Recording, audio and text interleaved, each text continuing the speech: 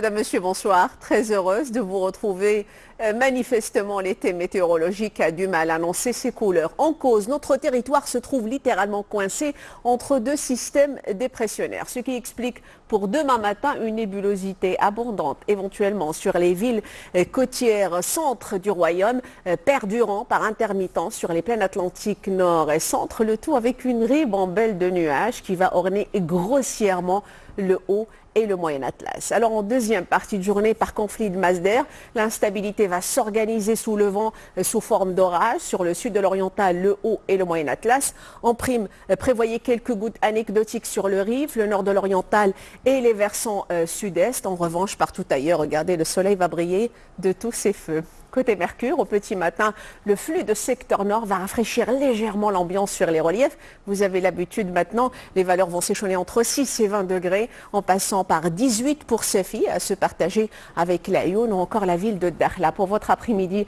le thermomètre s'emballe par endroits. Exemple, on attend 29 à Oujda contre 26 hier. Idem pour Fès, et c'est la cité ocre qui remporte la palme de la température la plus élevée avec une jolie pointe de 32 degrés. Et ces conditions mitigées seront toujours valables pour la journée de jeudi avec une ambiance en demi-teinte spécialement sur nos régions centrales. Alors vendredi, pas d'amélioration en perspective. Les foyers instables vont se généraliser sur une bonne moitié nord. Alors la grande prudence s'impose. Sans plus tarder, avant de vous quitter pour votre info de ce soir, je vous propose de mettre le cap sur la France.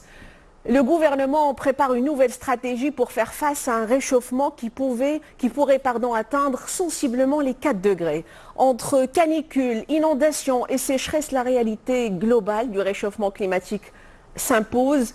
Ces effets sont le moins qu'on puisse dire inévitables, voire néfastes.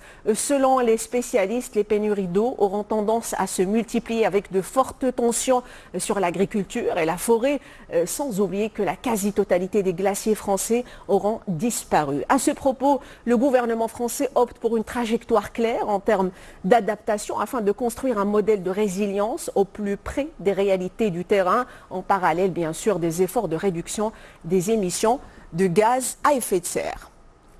C'est tout pour ce soir. Merci d'avoir été des nôtres. Très belle soirée à vous sur Deuxième. Je vous retrouve avec beaucoup de plaisir demain.